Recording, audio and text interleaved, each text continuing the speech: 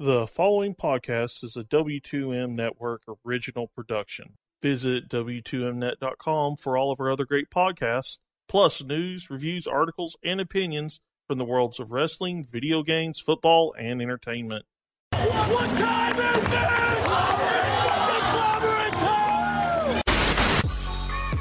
There is nobody that holds a candle to the king.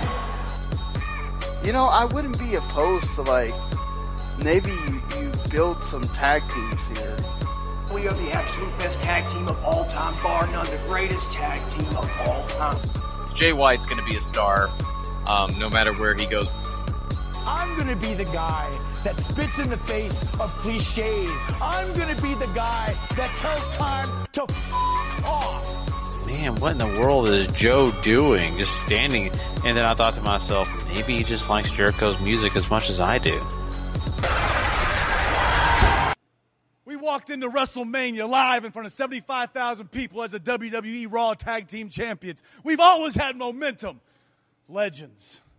Legends in Japan.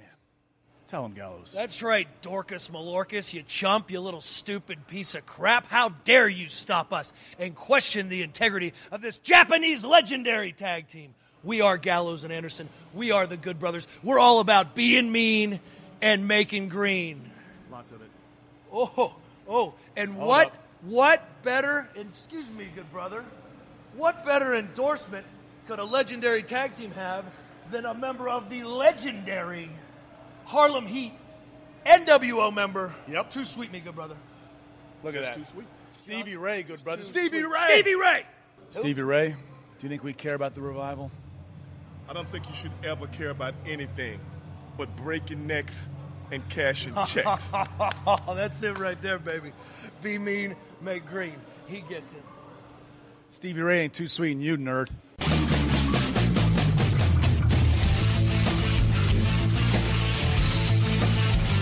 Ladies and gentlemen, wrestling to the max.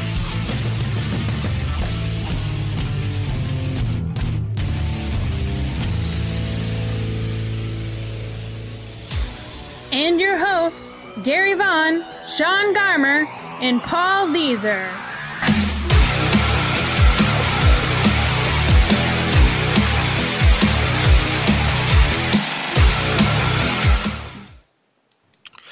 Ladies and gentlemen, welcome to Wrestling to the Max, episode 255, part 1. And we, of course, are brought to you by W2Mnet.com as well as 411mania.com. And, of course, hey, if you love all our content, make sure you go subscribe, rate, and review at Wrestling to the Max wherever you find podcasts. And if you love W2Mnet.com and you love all the podcasts that come from that website, make sure you go subscribe at the W2M Network. That's right. I, of course, am your host, Gary Vaughan. Along with me is Mr. Sean Garmer. What's up, everybody? And Mr. Paul Leazar. Heyo. And boy, do we have a show for everyone, guys. We have got an interesting set of news topics to jump into this episode with the crazy situation going down with Alberto El Patron and Paige. That's right. They are back in the news, and this time it is with some domestic dispute involved at an airport. Trust me, this has been a big deal. It's all over the web. It's everywhere that you hear about wrestling. So we'll be jumping into that. Plus, we have some audio attached to it. So we've got that for you guys. Plus, we're also going to be talking about Austin Aries leaving WWE. Plus, going into some information about what we think about the AJ Styles thing, where he went ahead and grabbed that United States Championship off Kevin Owens at a house show at Madison Square Garden, and a lot more. Trust me, a lot more news than just that stuff. So those are the big things we'll be talking about tonight. We'll also be talking some Ring of Honor. That's right, they had a TV taping we got to jump into, and just a fun show. And I can't wait to get into all our big stuff. But before we do, I just got to say this, guys. My birthday wish came true. I had a birthday this past week, and I was so concerned. And I'll even take this back. It hasn't come true just yet. But as I was blowing my candles out, and I'm sitting there, and everybody thinks that I'm wishing for $1 million, and that they think that I am just sitting there dreaming of something big as I'm blowing my candles out. They had no idea what it was. My biggest wish for this year was that we'd finally end Cedric Alexander versus Noam Dar. And so we have a Not Quit match tomorrow night on 205 Live. If my wish is going to come true, it's going to hopefully happen there. So if it doesn't happen there, guys, while y'all are doing that 205 Live review show tomorrow, know that I may not be available on Thursday. Just want to throw that out there. They'll walk over to your house and try to talk you off a ledge, maybe. Yeah. That's the problem, Paul. I mean, I may not be able to be sane. I may literally be hanging out a window or hanging around somewhere. Good luck. Well, you know, is it any worse than Ambrose and Miz still going on? Oh, I know, right? Well, at least they're sprinkling in the Shield. There you go. So I just had to throw that out there. I mean, that was the biggest thing. I remember watching, you know, this past week, and of course Alicia Fox saying, the only way this is over is if Cedric Alexander quits. And I was like wanting to call, hey, please quit, dude. You know. Save us. Save us, please. Jericho can't do it. You save us. Anyway, enough about all that silly stuff. You know, guys, I know, you know, there's a lot of news topics we got to jump into. So why not? Let's go ahead and get into this thing. We've got a lot of hot stuff to get into. We're going to talk quick hits right after this.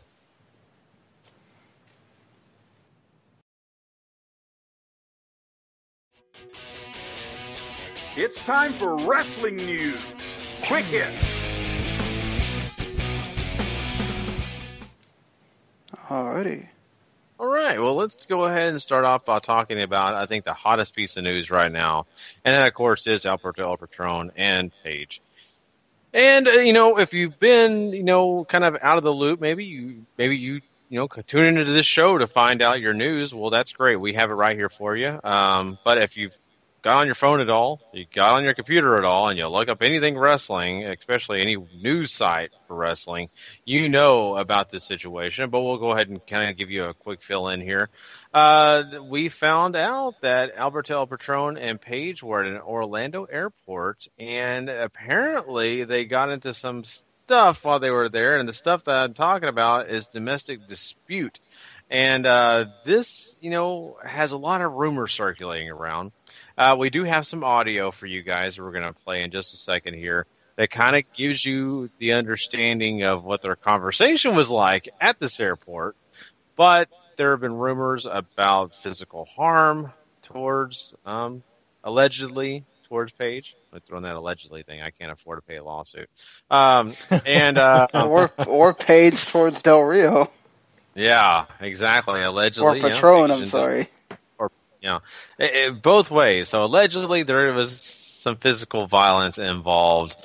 We don't know the full scope of this. We've got what we have. But I think through the interesting conversation that these two have between each other, you kind of get the idea they weren't happy and things weren't going so well for them. So without further ado, I think we should play this clip. Let everybody kind of hear how this thing was going down, and then we'll go on and move on with our rest of this conversation. Let's go ahead and play that clip.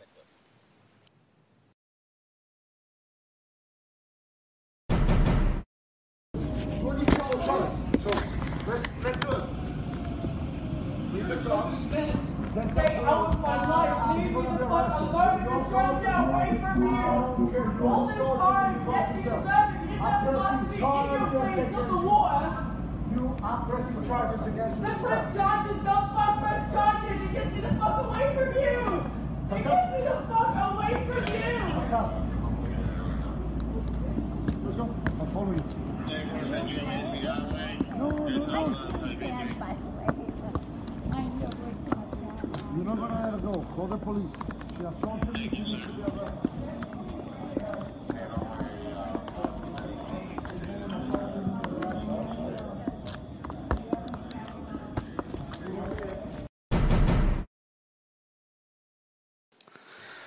Oh, well, there's certainly a lot there.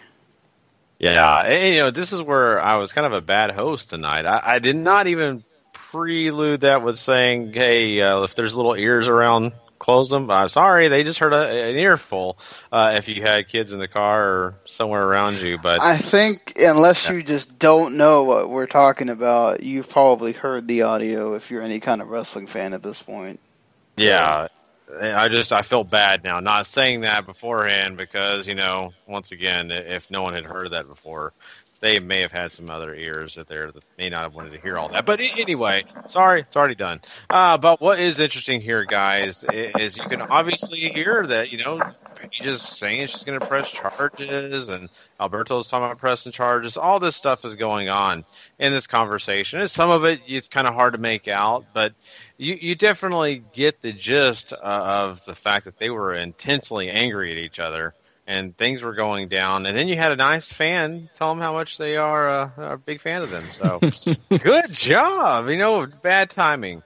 I got to know, guys, from what you heard and from what you've kind of paid attention to and all the reading, what do you think about this? I mean, it seems like this relationship that we were supposed to believe was a fairy tale. Wow, it's falling apart quick, it seems, Paul. I don't know if any of us on this show ever really believed it was a fairy tale, but they did seem happy for a time. And I mean, arguments happen, but people are, Alberto's the one under investigation when the audio here makes it sound like she hit him. So I don't know. And Paige had tried to clarify what was going on Twitter, and I don't think really anybody believes her. So this is a big messy situation. This audio disputes what she said. So right, exactly. I mean, something obviously happened. But yeah. And for those that don't know what she tweeted out and said that a fan wanted to meet Patron, and he said they were busy, and she threw a drink in his face. Mm-hmm. So that obviously, I mean, that might have happened, but that did not happen during this audio. So yeah, exactly. In fact, the fan wanted to let them know how big of a fan they were. True. Come on now. Of all the times to tell someone that you're a great fan of them is like, that would be me. That would be like, I'm hanging out with Gary, him and his wife decide to, they have a little argument there, and I decide to butt in and say something. Period. Like, you just don't do that. Like, they are obviously having conversation that does not need to involve a third person, much less a fan. You can't miss opportunities like this, Sean. You just can't. You got to let them know anytime you see them, hey, man, I'm a big fan of yours. I'm surprised they didn't ask him for a selfie while they were... Yeah. Oh, man, that could incriminate someone with the bruises involved. Yeah. I mean, to be fair, I know we're talking about Patron being hit here, and yes, Paige has supposedly been training for MMA, but many times you see pictures of her, she has bruises on her. So, some of this doesn't add up. And when you hear what she says here, it seems like this is a very not healthy relationship, if you want to say it that way, bordering on abusive. And perhaps both of them were bad for each other. And this is something I think almost anybody that has looked at this has said that they're not good for each other. And I think this kind of puts it in that light, right, of... She feels like she's been wanting to get away. For some reason, she doesn't. And we're here, where now the whole world gets to hear it. Mm-hmm. Okay. Yeah, I mean, it's the truth. And here's the thing when I look at this relationship, and I said it, was supposed to be a fairy tale. I think that's what they were trying to get across to you. They wanted you to hear about their love and how WWE was the evil empire that was keeping them from their true love, and how, Del Rio was that white knight on the steed, and he came out and he saved her from the evil empire, and she's the princess, and everything's wonderful, and now that they're a part of this new company, they can do what they want, blah, blah, blah, blah. Well, she's not part of that company. Well, he is, but you're right. But she still has not been on WWE television. She's kind of just out there, even though she's been around GFW more than she has WWE.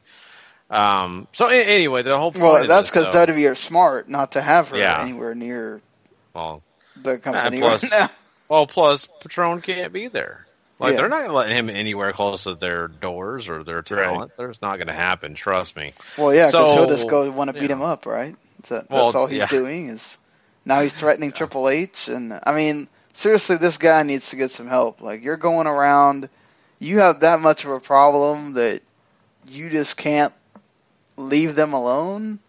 You have to mention them constantly. Like just something going on there, man. Yeah, and here's the thing, and I love also he has to mention them at I think Slammiversary when they went off the air. He was talking about them. I believe it was after Slammiversary where he said we are not sports entertainment, basically saying that GFW is not sports entertainment.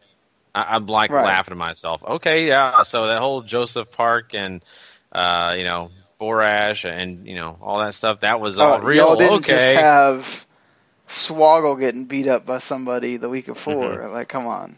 Right. Yeah. So I think that's all funny. But, I really think it boils down to this. I think that Paige may have been brought into a relationship she thought was something that it was not and is not. And I think also there's some other things going on that we're not seeing. I think there's lots of rumors, and allegedly there's some we know drinking is definitely a big part of what's going on in that relationship, but other substances are involved in this relationship, which that really causes other problems. And I think has also caused some strain. I think it's also caused Paige to be in a certain mind frame along with Patron. I think that's why he basically rants and raves all the time, because I think there's a lot of substances flowing through his body when he's not in the ring, and maybe even when he is in the ring, that have caused him to kind of do this. And he's using, Periscope and all these other ways to get the word out there that he wants to get across, which is WWE's evil. Everybody look at me. I'm grand. I'm great. And Jeff Jarrett's helping him with that whole, hey, I get to have a big ego. So I don't know. This whole thing just seems bad. And I don't want to say that I don't want them to be together, but in a way I don't want them to be together. But it's just, I don't know them personally, so it's kind of hard to say that. But I think together, this is a ticking time bomb. I'm really concerned of what can happen further from this if this continues. Just gonna have to wait and see, I guess. I mean, we still don't know exactly what's happened. Like nothing else has come out of this other than what we've told you so far. So, well, GFW did release a statement saying they don't condone domestic violence and that they're going to be watching this, and apparently they have already adjusted storyline involving LAX, so that might be a precautionary measure as well. Look, especially after the audio, I don't know that you can really...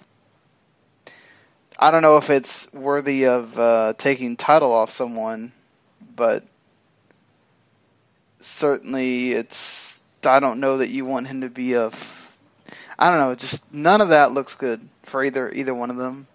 And, whether, Patron is the victim in that case... there are probably other cases where he is not. And if she is yelling like that about wanting to get away from him, obviously that means that there is some point where he is not the victim. And, she was already, let's be honest, if there's anything to go by, and I don't think some of the stuff from Total Divas is obviously made up for the show, but she's 24 years old. You do a lot of things at 22, 23, 24, 25, whatever. We're 30.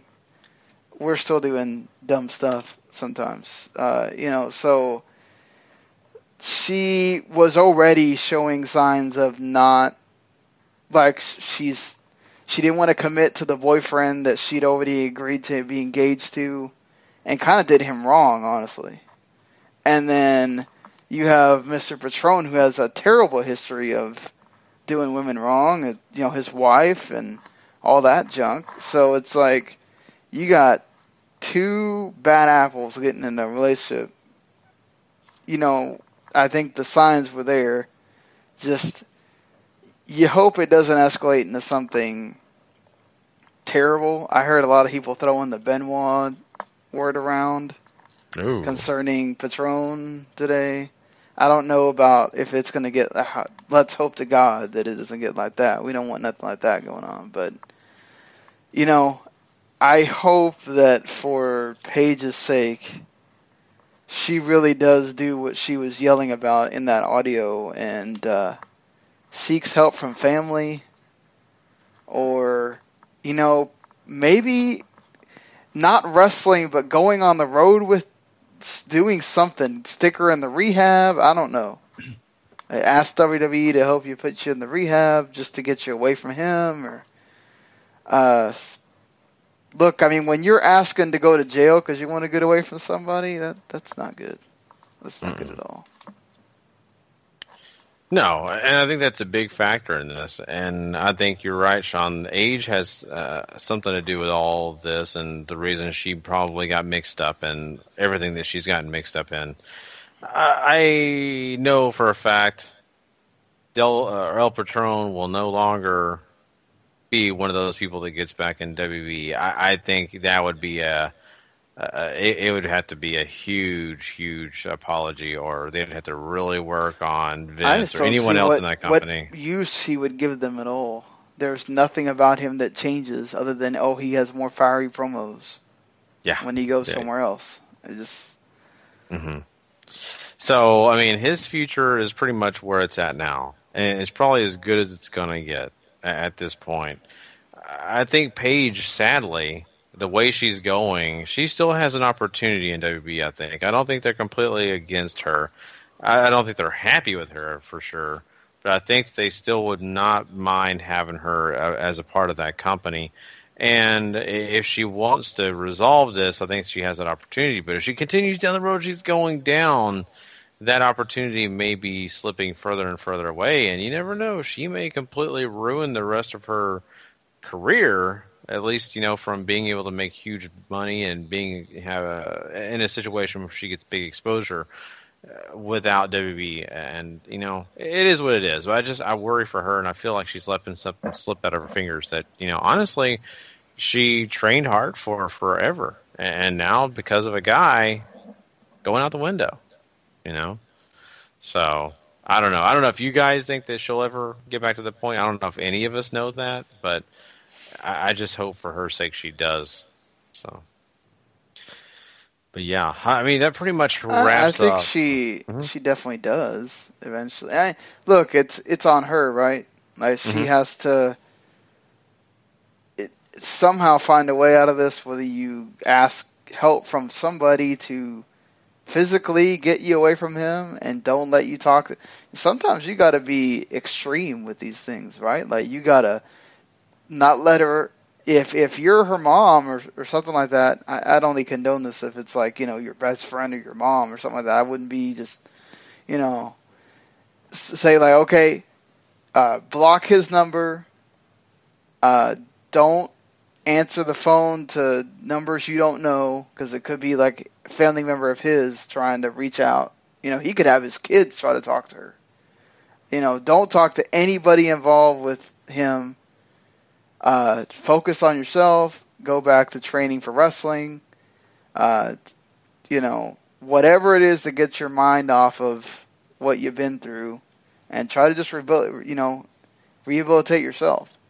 Because that's a thing. That's like, when you get out of a relationship like that, you have to all of a sudden now like learn things about yourself again, like learn to trust people again. Like, it's a whole different deal, right? And so, and who knows? I don't know if there is drugs involved or whatever, but like, I mean, I've known people that have done weird things like that. Some of that conversation I have witnessed myself from somebody that just being so bad on drugs that happens, but that is beyond that, And so, like, it's just, I hope for her. She just, you can't, if that's her reaction, that tweet, the whole leave me alone. With this audio, you cannot possibly expect people are going to leave you alone now. Like, any time that they see those two together, talk about fans, you're going to have people saying terrible things now. It's just, I feel bad for her in that light, and I shouldn't say I don't feel bad for Patron either. That's, to be fair in this situation, because that makes him look bad too. But just for the well-being of both of them at this point, because you got those crazy people out there, you might want to think about separating may be the best thing. Mm-hmm. Yeah, it really, seems to be the best option for both of them. I mean, this is already affecting, El Patron and his situation with GFW. And like, think about her family. They're all wrestlers, mm-hmm. right? Like, mm-hmm. I can't imagine her dad or mom are very happy about this. Like, wouldn't I'd be wanting to, the whole, am I ready to go to jail? Because this might be happening, thing. If you've seen her mom wrestle, I don't think she has a problem with going to jail. Yeah. Well, if I'm not wrong, Paul, didn't her father make some comments about Patron, saying some negative things? I think so. I think it was on Twitter a while ago. Her mom still, her mom's in the States right now, I think, still, because she did Shimmer this past weekend. So, I mean, it's not like a phone call and trying to get to her mom would be completely out of the question right now if that's something she chooses to do. Yeah. Mm-hmm. I mean, I don't know how much of that was legit because they were, I think, wrestling each other at the time that thing with him and Patron was going on, if I remember correctly.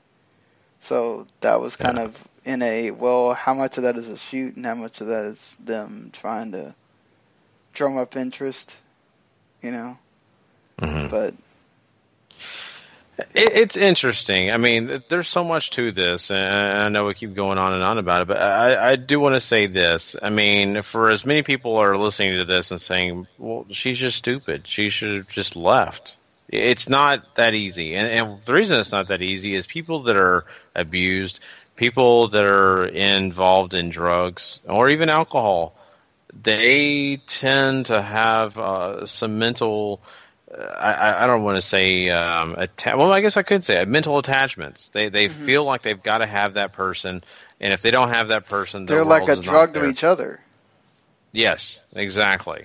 And I think that's what's going on here for the most part. I think maybe Paige, and maybe to an extent even Patron himself, are not really happy with the relationship. They've kind of found themselves in an impasse. They once had a honeymoon phase. That's over now. But yet they can't leave each other alone. And they're in this together. They're Bonnie and Clyde against all the evil people out there against them. So that's probably holding them together, plus all the other things that take place here. But like I said, it's a ticking time bomb. Now, I'm not going to say it's a Benoit situation. I think it's more on the other hands of eventually the police are going to get involved, and eventually someone's either going to go to jail or they're going to be forced apart. And that could be a bad situation for either one. So I just hope things get better for them. I really, really do. We'll see. And I'm sure this will not be the last time we spend a lot of time on these two. I'm sure they'll be back in the news, but hopefully it's not in a worse case than this, So, but yeah, I mean, I think that pretty much wraps it up for that. I mean, I think we've kind of covered it pretty well. If anybody else has any of their comments that they want to share with us, make sure you go to our Facebook group. Go ahead and throw your comments on there and let us know what you think. Do you agree with us? Do you disagree? Let us know on there. That's at Wrestling to the Max on Facebook. Also, make sure you send a comment. I mean, on the website. If you're listening on the website or you're listening on YouTube, put your comments in. We want to hear what you have to say. Trust me, we check it out. We'll listen. We watch, and we'll respond to you guys, either on air or on that whatever you're listening. So. Let's go ahead and move on, though, guys. We got to talk about some other interesting stuff here. I think something else that's really interesting here is Austin Aries has now been released from WWE, and apparently, from what we've heard, originally Austin Aries said that he asked for his release, and then there's been some other people coming out, like Dave Meltzer, saying it was more on the other hand, where WWE just said they were kind of done with him. There's also some rumors that maybe he was not as well liked by creative in WWE and maybe even some other people in that backstage area.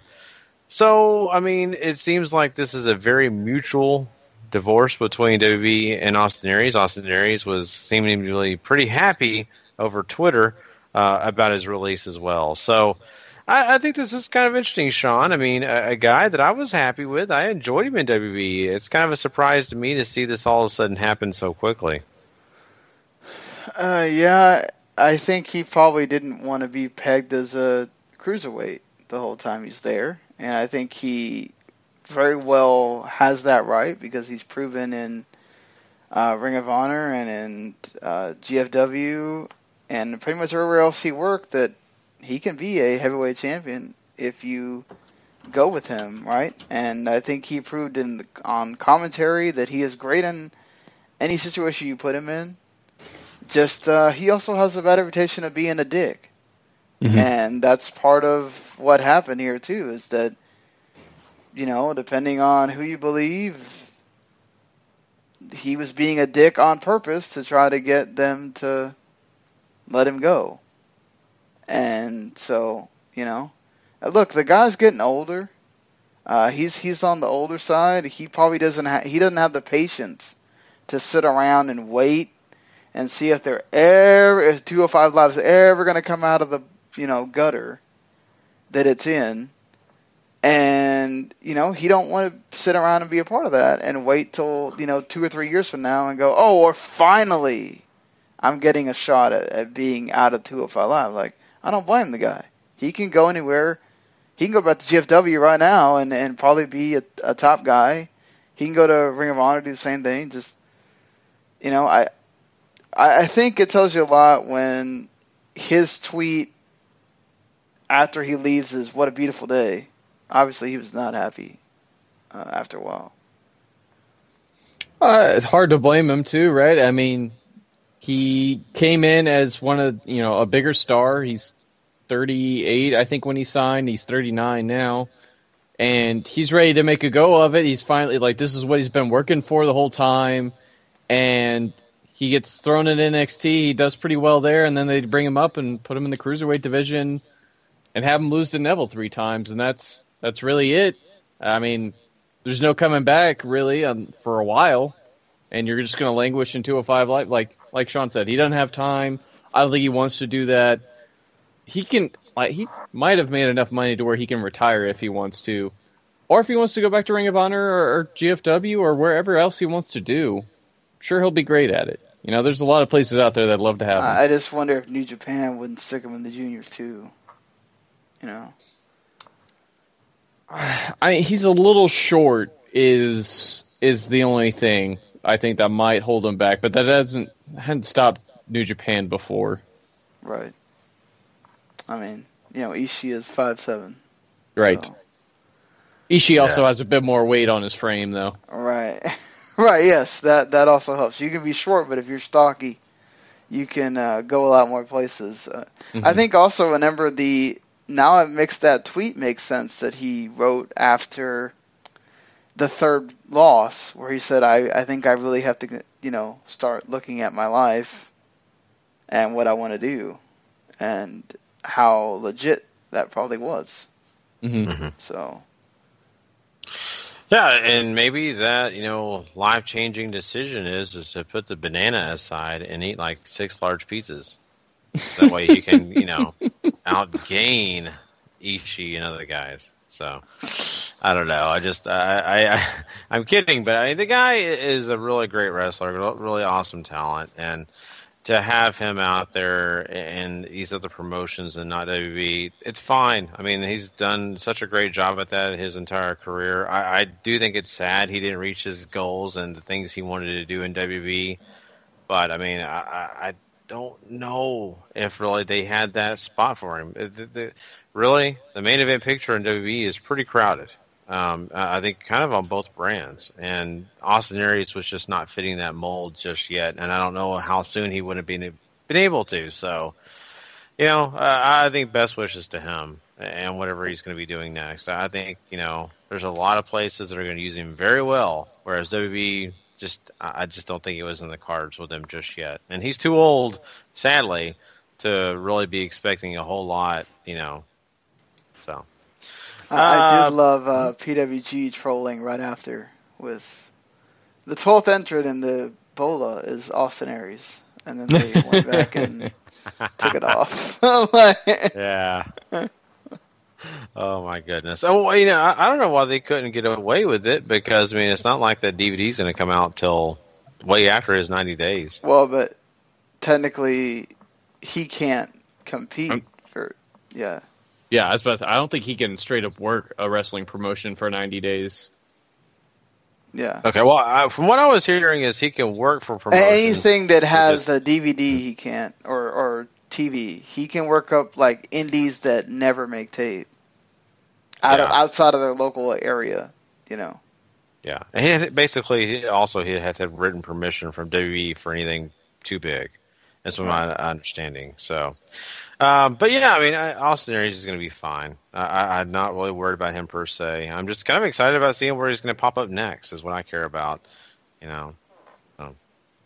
But let's talk about something else that happened big in WWE, and it's the fact that we had AJ Styles win the United States Championship off Kevin Owens at a live house show in Madison Square Garden last Friday night. And this is a big deal. This hasn't happened since 2012 when the Colognes won the tag titles at a house show. This is kind of interesting, too, for the fact that I don't know if anybody really saw this coming. I know I didn't. And Kevin Owens, he's a big personality, a guy that you thought would, if he was going to lose a title, it would be at a pay-per-view. But here we are. And that also has brought up lots of rumors on Kevin Owens and what's going on with him. Some people were saying he's probably injured. But he did wrestle the next night at another house show. So apparently he's not as injured as you could think. So it's an interesting situation here. And apparently this was also a last-minute decision by WB to flop the title over to AJ Styles. Paul, this is really kind of mind-blowing in a way, because I didn't see this coming. I didn't see this coming either, but I think this is really cool, right? This just further... WWE's always had a special relationship with the Garden. It used to be their home for a very long time before they became what they are, and really neat for AJ to win the belt there. I honestly don't have a problem with it. It's not like you won't get to see the match at Battleground still or anything like that. It's just something to maybe freshen up the feud a little. It's just how it works. I never had even growing up, I didn't have a huge problem with them changing the belts on house shows, because that was still a thing whenever we were kids. Yeah, this is cool. I like the fact that we're doing this whole, they did it on NXT and made a big deal about it with Joe. Mm-hmm. And I like it when you do this every now and then. And as Paul said, MSG is a huge place. And if you do a title change there, it's like you did it on TV almost. And WWE made a big deal about it on social media. And then I think they talked about it probably during the pre-show of the Great Balls of Fire, I'm sure. And just, I like this. It adds a little different dynamic to it. Now you're walking in to SmackDown on Tuesday with a different situation, and how is Kevin Owens going to deal with that? And I like that. Instead of just, same old, we're getting to the match, the pay-per-view. Now you add a new wrinkle.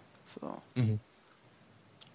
Yeah, it is an interesting new wrinkle, and I like that. I really do. It's just with the fact of, really what was going on with Kevin Owens. And like I said, there's word out there that he's not really injured, but he has been, hurting. Some people are saying that ever since the last pay-per-view, his body hasn't been in the most fabulous, condition, when it comes to being, hurting. But also, I think it's going to have a lot of excitement for people, and especially if you're reading all the wrestling news and you're listening to podcasts, you have every reason in the world to really tune in for SmackDown, mm-hmm. and that's a big deal too. And maybe that's something they were trying out. And hey, letting people at a house show get a chance to see a title change, it's a big deal. It also entices people to go to those house shows. If you go to a house show and every time you go to a house show, you know there's no way possible a title can change hands, why even have title matches? You know, why even worry about that? But this way you keep people interested, you keep people buying those tickets because they know there's some point, some time, a title could change a hand right in front of you and you just get excited and shocked, you know. They got to keep that thing, you know, really going. The house shows have to be important for people to come and see them. I know a buddy of mine went to Boston, and he got lucky enough to be in Boston to see a house show when The Rock actually showed up just as a surprise. And, you know, it was very jealous of me because I sat there saying that is not fair. But it was really cool for him and an opportunity for him to see, you know, The Rock at a house show and do something that he's always wanted to do. And I think that's what makes, you know, wrestling great is when you got these surprises that you never saw coming. So congratulations to everybody in the garden. You got to see something special, you know, and we'll see for where AJ goes from here. But I don't have any qualms with it. I don't know you guys don't. It was just, like I said, out of left field. Didn't see it coming, you know. So I'll be looking forward to SmackDown tomorrow night. I'm telling you that now. Well, let's jump into something else. This is kind of interesting here. Let's talk about Lio Rush really quick. Lio Rush, you know, is of course a former Ring of Honor star. He's a guy that, you know, I was really super excited about watching during, you know, his short little time with Ring of Honor. I thought he was super exciting. I thought he was, you know, something that was going to be really special in that promotion. But he definitely was so special. The WB saw him, caught their eye, and now apparently he is going to be heading over to NXT. There are lots of rumors out there that he is officially signed. I don't know that I've actually seen it through WB, so I don't know if I can really say official from our point of view. But at least we do have word from other people that that could definitely be the case. I don't know, Paul. I mean, I think this is cool. I love Lio Rush. Yeah, the big tipping news point that a lot of people are resting the rumor on is that he announced the August 5th CZW show is going to be his last appearance for that company when he faces Joey Janela for one last time. I think it's really cool. I hope he knows what he's signing for because NXT might use him for a whole bunch of stuff and he might be there for a little bit. But if the Cruiserweight division is still around when it comes call-up time, that's where they're going to put him, for sure. No doubt about it. And there might not be enough big personalities in the world to get people to watch that show. Yeah, I agree.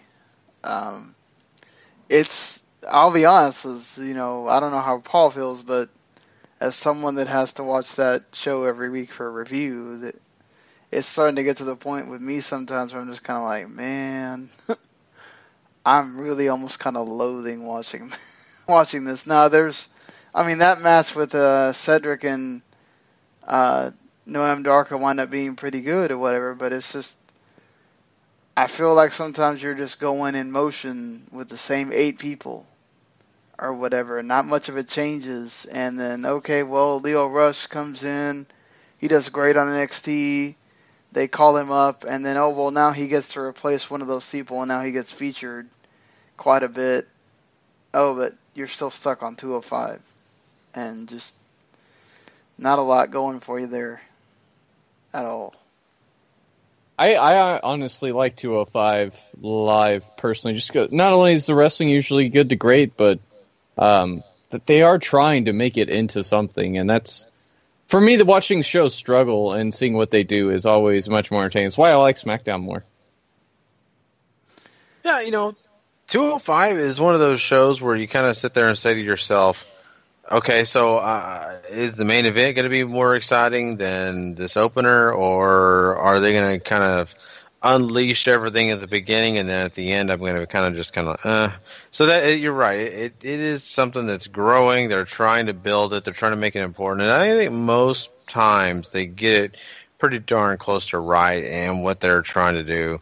I've really, you know, enjoyed watching some of those big matches that they've had on the actual 205 live show and not just throwing something on Raw. I think it's good the way they're kind of going about it. But I'm kind of with you, Sean, too, sometimes. Sometimes I'm like, man, some of these matchups are just kind of, I don't know. And it takes me actually watching it sometimes before I kind of change my thought process. And that's bad, though, sometimes, too, because casual fans, they feel the same way I felt. They probably wouldn't even tune in. Right. So, who knows? But Lio Rush, I mean, I think this guy is super exciting. If they put him on NXT and he can showcase his ability and do some of those things that I've seen him do in the past, I think WWE is going to definitely look at this guy as a big star. It's just, will they look at him as a big star when they get him on the main roster? That's the biggest question. 205 Live, sure, he could fit there. He could fit in the Cruiserweight division. But, man, it's just going to be a shame if he gets stuck in that place. It's almost like purgatory. I hate to say it that way, but 205 Live seems to be purgatory because they got the same people. And that's about it. So, yeah, I mean, I'll agree with you guys. Obviously SmackDown is much more interesting than watching that show, but I feel like sometimes if it was on after Raw and you had things in Raw sort of teasing into it or whatever, I feel like there'd be a bit more of a connection there. It being at the end of SmackDown when it had nothing to do with SmackDown, I don't know. Or, well, in this case, it'd be before Raw, because if you do anything else after Raw, people are going to, like, pass out in their seats right there. But, right. Just, I don't know. Just, if you have 205 Live maybe set up for a bigger match on Raw that night or something like that, there might be a bigger connection. It's just, I feel like where they have it doesn't help either. Yeah, I agree. I definitely think that they need to reconsider or, at least really pump it up. They do it during Raw sometimes, but sometimes I think to myself, they've really got to find a way to make that special. Like, it really means something besides slapping it on before they go to commercial or right before they, do a 205 Live match. They've got to find a way to do it. They do it on SmackDown primarily because the show's following. But I think on Raw, really, they need to work on getting more 205 Live spots and commercials and those things where people really start to kind of say, man, I really need to check this out. That's what they got to do. So, but Lio Rush, once again, heading over to NXT is not a bad thing. I think that'll be something really cool. It's just we're talking about already moving from NXT already to the main roster. Let's talk about someone else who's leaving their company. Madison Rayne apparently is deciding to leave Global Force Wrestling. And man, Sean, I don't know if this really hits your radar. It is what it is to me. She might be pulling a Velvet and just retiring. She is married to one of the announcers, Mr. Josh Matthews there. We haven't really seen her do a whole lot lately, even really since she came back, since they were having that constant feud with the Beautiful People and the Dollhouse. That was the last time she was sort of relevant. So, I think, if she's just going to go retire, it's not a bad thing for her at this point. She's been around a long while. I would expect her just to go back to the indie scene. She wrestled Shimmer this past weekend too, so if she's just taking less dates or something like that. But I found this kind of interesting just because wasn't she one of the ones that was doing some of the writing for the knockouts for Impact / Global Force Wrestling? I think that was Christy. Was it Christy? She left. I knew Christy was. I could have sworn Madison was after she left. She might have been, yeah. Either way, it might just be more changing the guard stuff that's going on here, is all I was going to say. They could always, maybe she does a one-time showing in that Mae Young Classic. They would have to work something out real quick. Mm-hmm. Well, that's what made me wonder is, seeing this piece of news, if, she thought, there's an opportunity, maybe not at the Mae Young Classic, but there's an opportunity to be had if WWE is still looking to sign more talent when it comes to, getting new faces in NXT and doing some things that maybe just be a little bit different. And I think that she could possibly be trying to get her way over there. But I don't know that for a fact. I'm just saying that could be a thought process. So, I mean, I think that she could, land somewhere good if she really, works at it. It's interesting.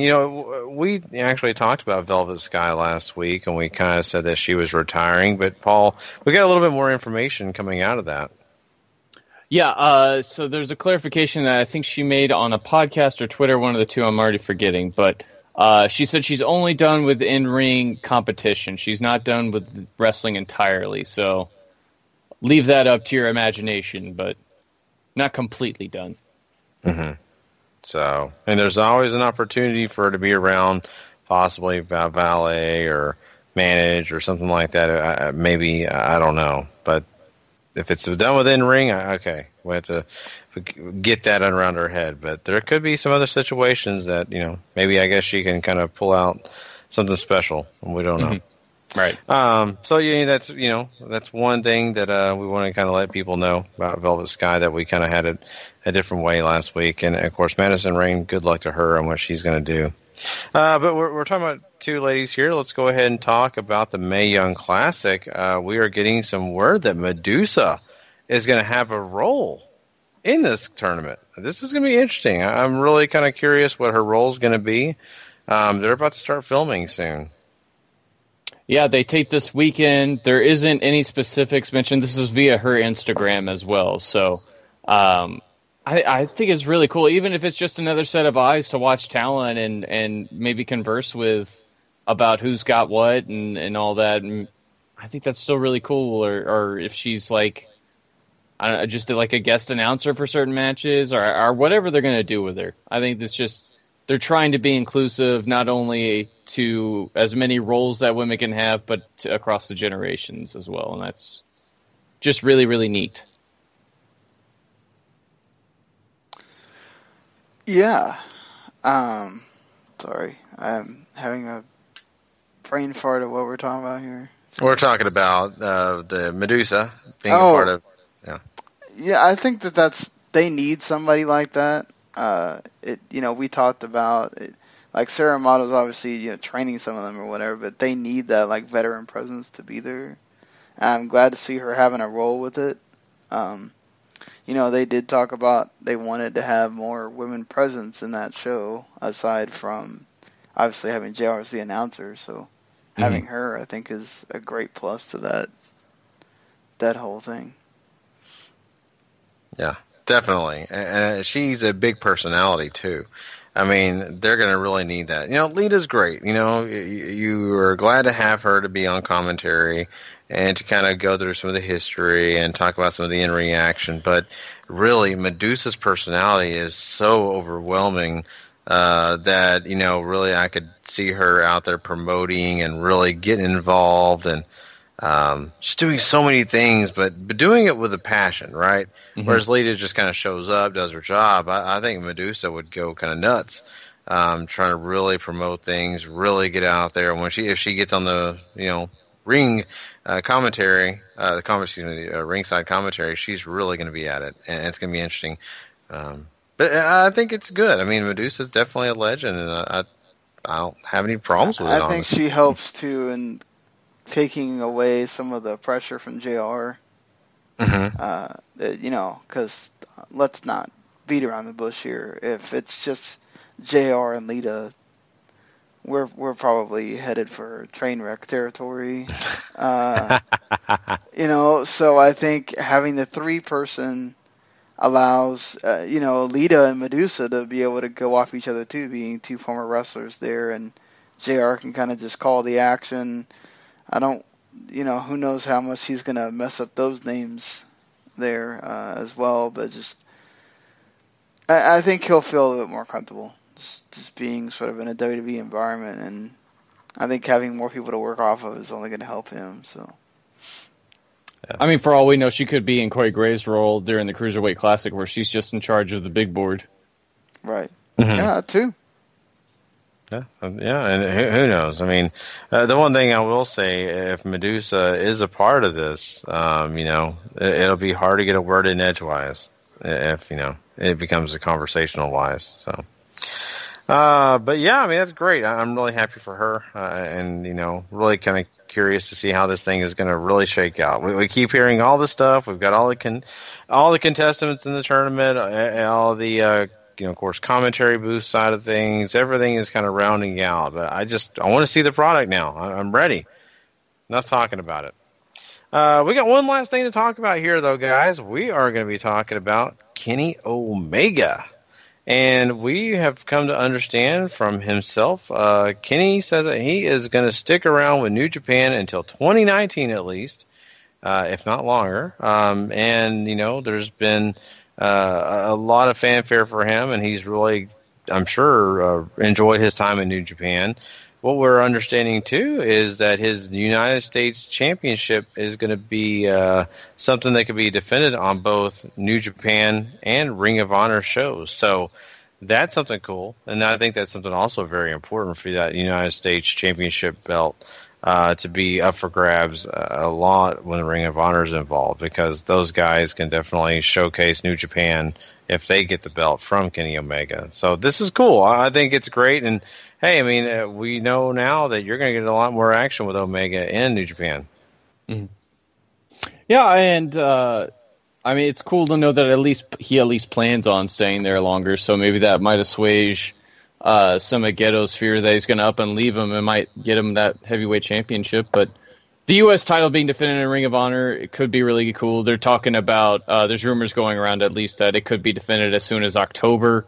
I honestly wouldn't be surprised if it's defended during that War of the Worlds UK tournament or tour with all four of the big promotions that are all working together now in New Japan, Rev Pro, Ring of Honor, and CMLL. And it's really, really good news all the way around. I think that if people are getting nervous that Kenny's thinking about going WWE's way. Yeah, I think definitely, he's said many times he feels like he can help New Japan become bigger all over the world, and that's what he wants to see, and I feel like that message falls on deaf ears if he's not committing to New Japan, and that's good to see that he is. I'm sure there are personal reasons, like what Paul said, just to see if they put more faith in him there to perhaps get that championship eventually. And I feel like you've done so much of a story with Okada, you can't not pay that off eventually. Right. But this is great for him. It's good for New Japan, and I'm sure WWE would have loved to be able to do something with him, but I'd much rather see him continue to be great where he is. Exactly. And, that IWGP United States title, they want it to be something special in America. They want that thing to be built up to mean something. And by having it around Kenny Omega's waist, it makes it even bigger. And I think all those matches you're going to get to see, and, of course, him bringing over to the States and doing various matches over here, is just going to build that interest. And Kenny Omega is the right guy to do it. And I'm so happy to hear that, he is putting a lot of focus in New Japan and is not going to be distracted by all these other things. So that's good. That's really good. It's good for him, and it's good for New Japan. So, best wishes to them for sure. But yeah, that pretty much wraps up our quick hits for this episode. Go ahead. I was going to say that, for one, Mr. he couldn't win the best Super Juniors, but he did win the first ever British J Cup, Jushin Liger. So, awesome moment for him. And I did watch the, obviously, I'm not going to give a full thing in case you guys want to watch it on Thursday and we can talk about it more, but I did watch the Kurt Angle W24 while I was, we had a big thunderstorm and my power went out a bunch of times. So I was like, well, I can just use my phone and watch this while I'm waiting for this to get going. It was damn good 24s they normally are. Kurt Angle gets really into it with his why he left and his problems and all that. So if you really wanted to know all that, he definitely does get into that. They go over his career for the most part. It's very surreal seeing Dixie Carter there on a WWE program. They do call her former president of TNA Wrestling, so there is no mention of the new name or anything like that. So, technically she didn't have anything to do really with GFW other than them invading her. So, I guess it's not wrong. Man. But wow, they invaded her, boy. Sounds awful. They invaded her promotion. That could be a special on the network, I'm telling you. Well, maybe Kurt Angle is mentioning to bring her on to Raw next week, God help us. Could you imagine if Dixie Carter shows up on Raw? Wow. I mean, it opens up a door for EC3, so. Hey, he really is a Carter, and you guys need him. So here, now Paul would have a close personal friend in a bigger place. It's true. So less time to ride in the limo, though. Yeah, that's true. But yeah, definitely you guys should check it out. The Kurt Angle doc, as good as always the 24s, but really gets into personal stuff with him, and you get to find out that he broke his neck at WrestleMania 20. Oh wow! So, yeah. And they showed stuff with Shane too. I'm sure I saw a little bit of the Shane stuff. Right. Wow, it's so cool to kind of get a chance to see him revisit and talk to people that he hasn't talked to in a while, and I definitely want to watch it. I'm really curious, and I think it'll be something that hopefully people do tune into, so. But yeah, that pretty much wraps up Quick Hits for us, guys. We'll move on from here. And next we are going to jump into some Ring of Honor talk. Yeah, we had some pretty interesting matches on this episode of Ring of Honor, so we'll talk that right after this.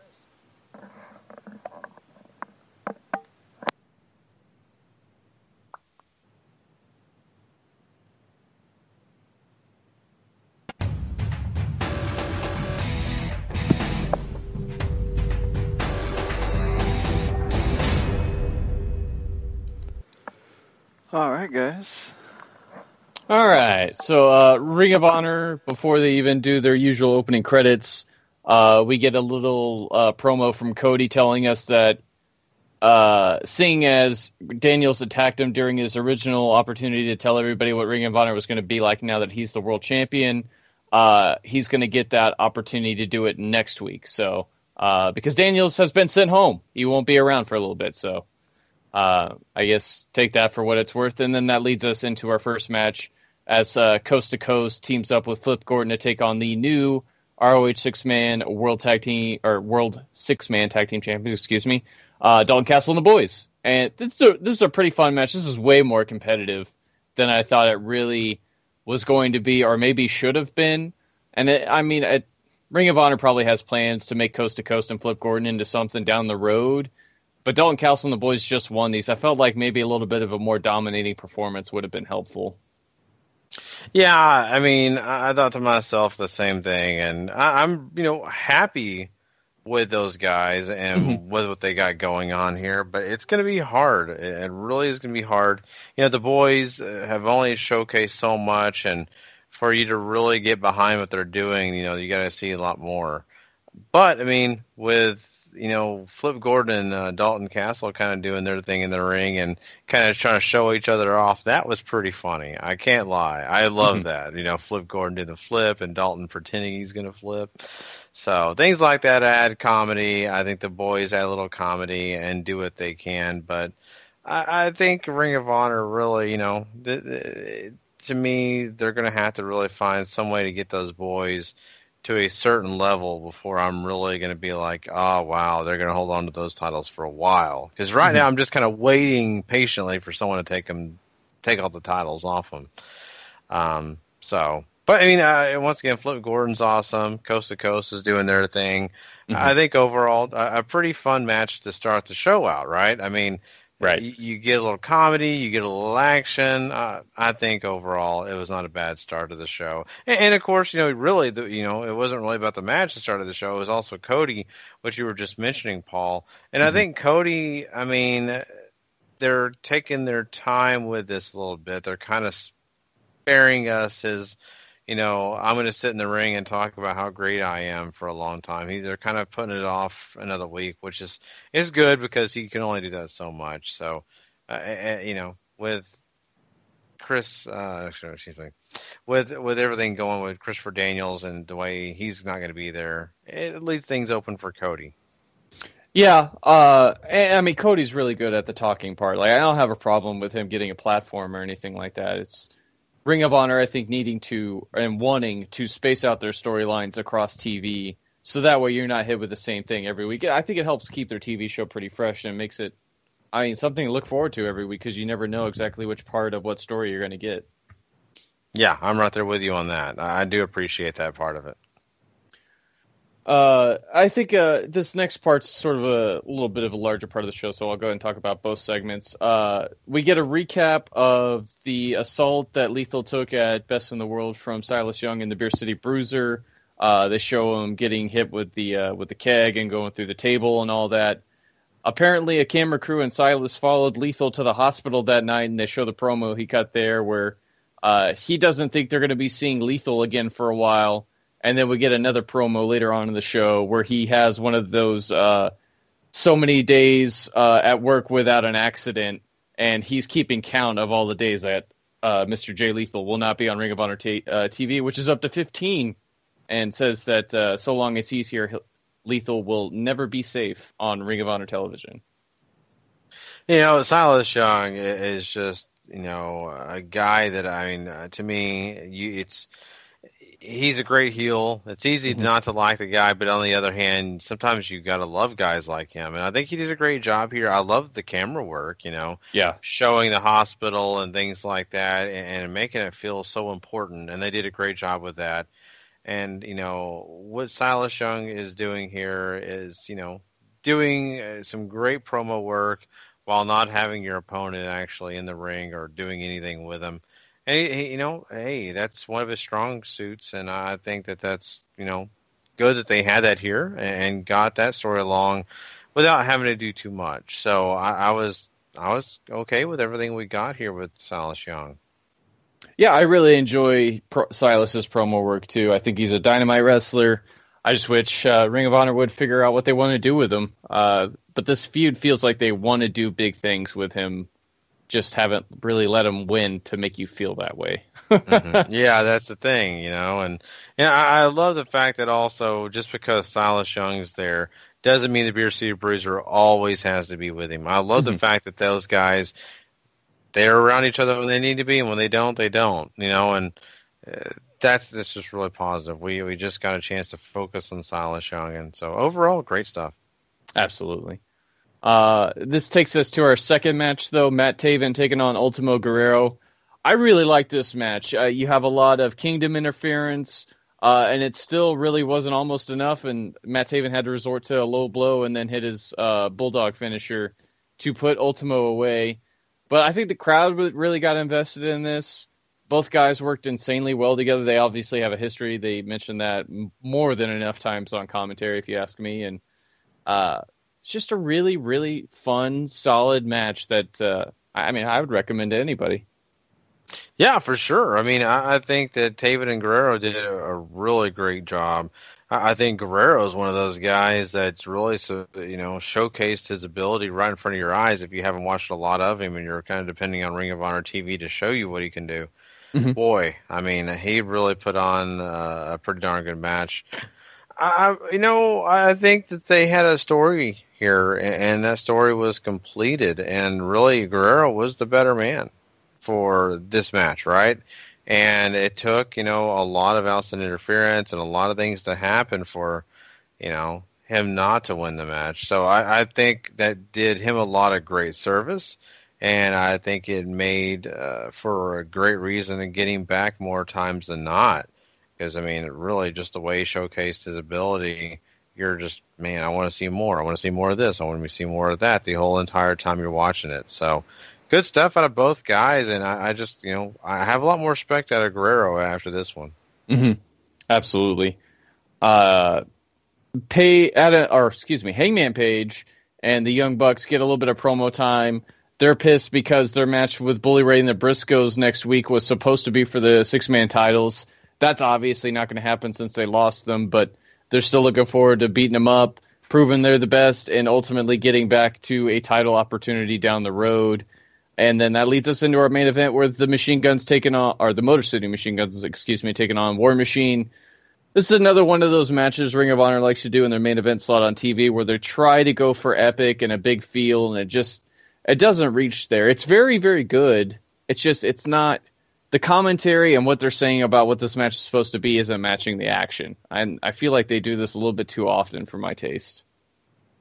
Yeah, they do. And, I respect it, okay? So, yes, you had the Motor Machine Guns win, right? And those guys put a pretty okay match on, but it just didn't feel like it was anything super huge. And honestly, after watching the match, I thought to myself, really, I kind of still think that War Machine should have won this match. Mm-hmm. I mean, and I think it's for the fact that the work rate was okay, but it wasn't that point where you're just like, oh my God.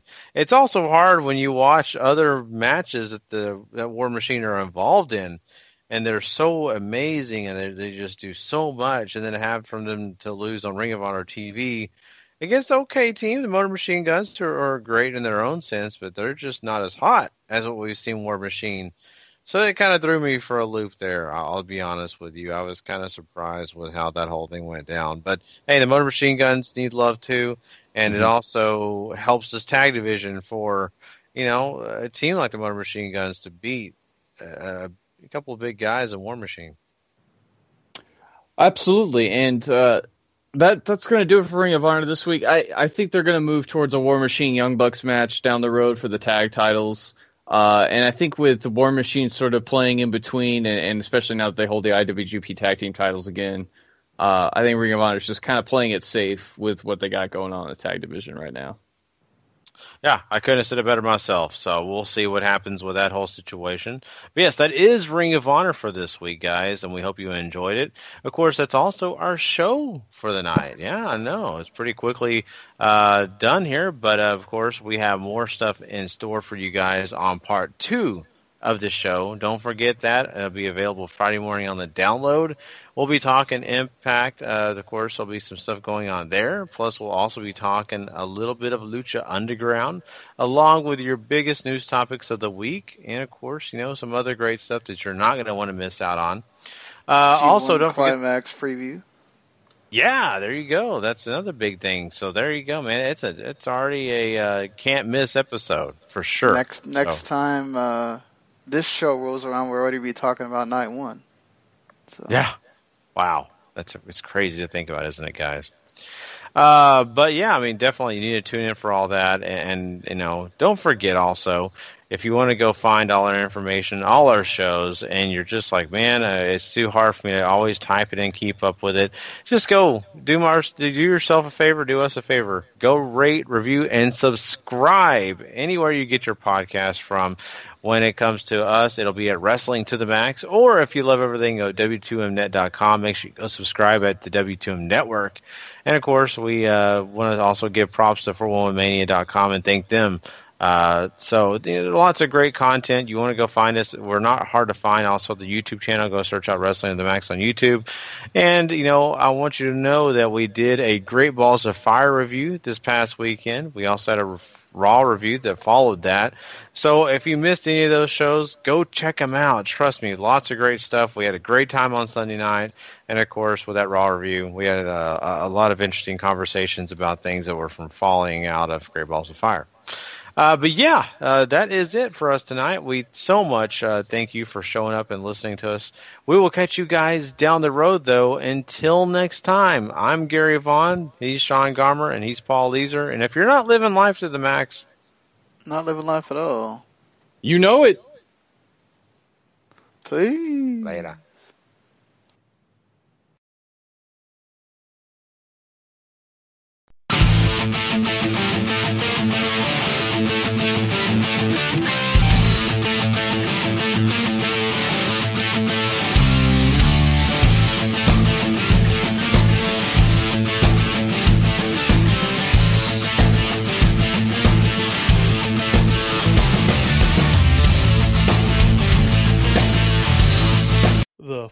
podcast is a W2M Network original production. Visit W2Mnet.com for all of our other great podcasts, plus news, reviews, articles, and opinions from the worlds of wrestling, video games, football, and entertainment.